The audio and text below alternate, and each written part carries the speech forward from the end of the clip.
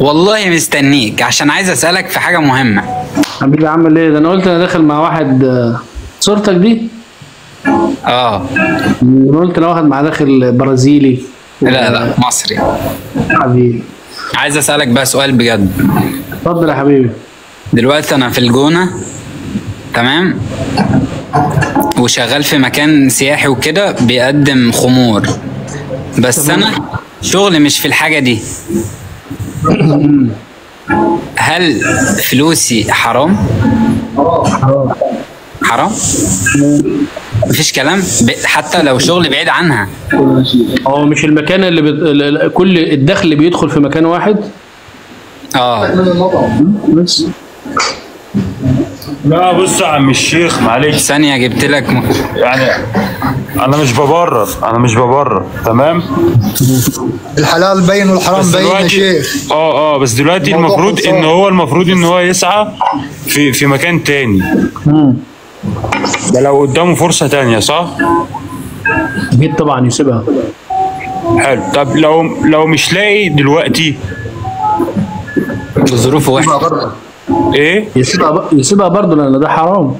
حلو. بس انا بسأل والله. لسه اول يوم شغل. يا راح النهارده.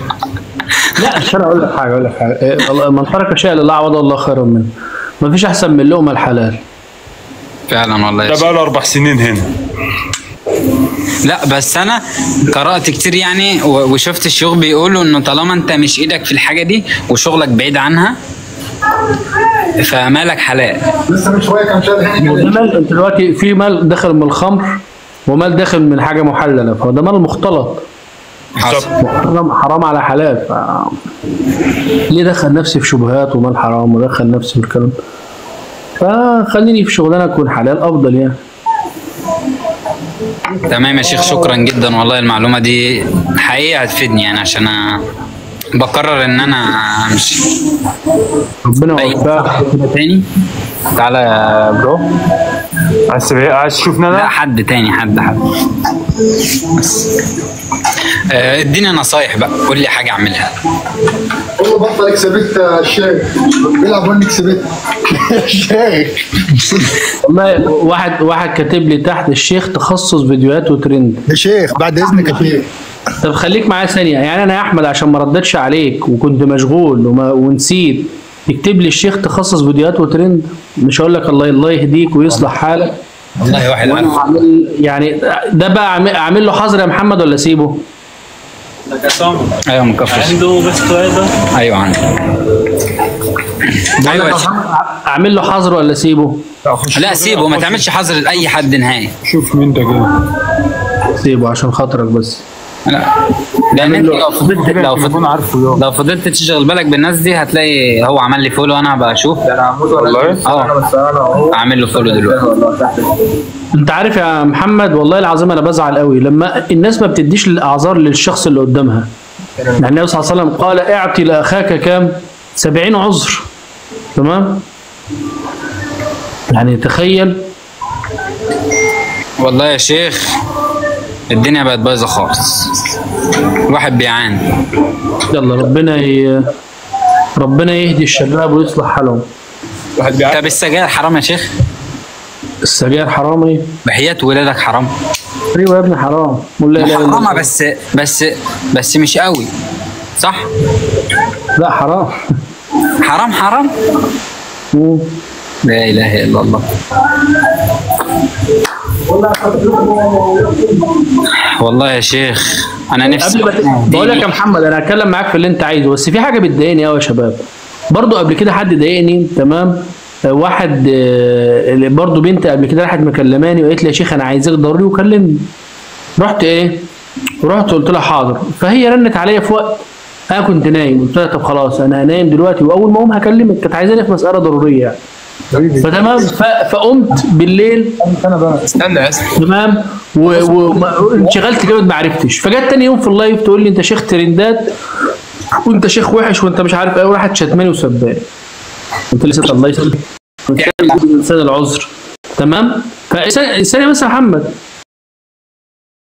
فلذا والله العظيم يا جماعه مش هكذب عليكم، انا خلي بالك برد على ناس كتيره وبكلم ناس كتيره ويعلم ربنا وفي ناس عارفه الكلام ده، بس من ساعتها والله يا جماعه انا بقيت بتحذر قوي في الرد على الناس، لان يعني اتاذيت جامد جدا جدا جدا، ادي لحد التليفون الشخصي واكلمه واعمل له كل حاجه وبتاذي. فانا على نفسي مش عايز اكلم حد خالص في الخاص، ولا عايز اكلم اي حد ولا اديله رقم ولا اي حاجه، ليه؟ بتاذي جامد. للاسف الشديد البشر وحش جدا، البشر تبقى تخدمه وتعمل اللي هو عايزه وبنعمل لله والله يا جماعه، تمام؟ لا هو مش كده.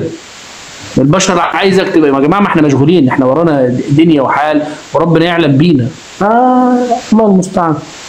ربنا يهدي الشباب ويهدي البنات، وبرضه احنا برضه عشان بندعو الى الله، فاللي يقول علينا حاله يعني ايه بالظبط والله المستعان. وانا شايف ان انت يعني الحاجات دي لو ركزت فيها مش هتقدر تركز ان انت تعمل حاجه حلوه، يعني انت ما تركزش غير في انا عندي 1000 رساله، اكتر من 1000 رساله، هرد على ايه؟ انت ما تردش، انت هتطلع لايف، انا بطلع يا جدعان لايف اتكلم، يكلموني في الكومنتات اللي هقدر اشوفه ارد عليه هرد عليه بس. غصب، وساعات برد برضه في الخاص بس بسيط، يعني اكذب عليك انا عندي يعني، وعندي كذا منصه، يعني عندي اليوتيوب وعندي فيسبوك وعندي كذا منصه، فتخيل الناس تفتكر ان مثلا يا جماعه ما احنا، وعلى قد ما نقدر بنرد قسما بالله. الله المستعان. كنت بتقول بقى على مين؟ في ايه؟ كنت بتقول لي السجاير، بتقول لي كنت بقول لك السجاير حرام يعني وكده ولا مش حرام؟ ايوه، ربنا عز وجل يحل لنا الطيبات ويحرم علينا الخبائث. ومن الخبائث ربنا في القرآن الكريم الحاجة المحرمة حرمها ايه؟ الحاجة اللي فيها خبث، والسجاير طبعا بتجيب السرطانات وبتجيب سرطان في الرئة وبتدمر. اما الحاجة الحلال ربنا بيحلها لينا. عارف يا شيخ والله بجد انا كان نفسي ان انا اكون عاجز حرفيا علشان ما ابقى في حالي كده والله تخيل، والله ما بهزر. ده قله ايمان بقى. لا عادي يا عم، ما هو انت بص، انت النبي صلى الله عليه وسلم قال قال النبي صلى الله عليه وسلم في زمن الفتن، تمام، بيقول لك التمس الصحبه الصالحه، فما لقيتش صحبه صالحه او ناس كويس تمشي معاهم، قال فليسعك في بيتك، قصدي لو انت ما لقيتش صحبه صالحه، تمام، التمس جذع نخله حتى ياتيك الموقع على ذلك. يعني ايه؟ يعني بيقول لك لو انت لقيت صحبه صالحه خير، ما لقيتش خلاص اقعد مع نفسك واجتهد مع نفسك لحد ما يجي لك الموت على ذلك. انا اصحابي مش صالحين. ده بيغني مروان بابلو. تصدق وتامن بالله، انا مبطل سجاير وشاي وقهوه ونسكافيه من يوم 18/5/2023 لحد الان. ربنا يوفقك. بقول السجاير لا ولا، طب والله العظيم العلبه جنبه، والله ما بهزر، وهيقفل اللايف من هنا وهيقفل.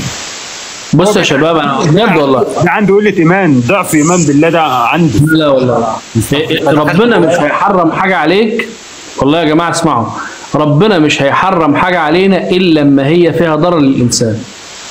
لازم كده يا جماعه نعلم ونعرف ان يعني قسما بالله ربنا مش هيحرم عليك حاجه الا لما فيها ضرر ليك، مش هيحل ليك حاجه الا لما فيها منفعه ليك. دي حاجه يقينيه كده. واحد بيقول لي اساله الحظاظه حرام طبعا من غير ما اساله. اي حاجه بتتلبس في الايد حرام. كل واحد عارف الحرام من الحلال للاسف. انا عارف. ايوه ملوك عامله ايه؟ طب لو رديت على بنات في الكومنتات عادي يا شيخ؟ هترد عليها في الخير، مش ازيك يا مهلوكه وازيك يا مسمع. شكرا جدا لك انا عملت يا شيخ متابعه. شكرا يا شيخ. قول يا حبيبي. قول يا واحد. بتاخد فلوس من تيك توك؟ ده المشايخ بياخدوا فلوس ايه؟ ده بالدولار. طب مش ده حرام؟ يا عم انت بتصدق فلوس ايه وبتاع؟ طالعين ندعو الى الله. كل اللي بيطلع لايفات دلوقتي الهدايا يا شيخ، الهدايا. الهدايا على حسب المحتوى. هل يا شيخ الهدايا دي حلال؟ انا بقول لك محتواك حلال هداياك حلال، محتواك حرام هداياك حرام، على حسب المحتوى بتاعك. صلى الله عليه وسلم قبل الهديه. جدع يا تقول له يا ولا ايوه يلا بقى خش عندي بقى، يلا ابعت لي هديه بقى. ابعت له ليه؟ ابعت له، ده عنده حيتان وحاجات كتيره. انا عايز بقى. مش عارف ايه ده اصلا. لا ما تطلعش بالغلط.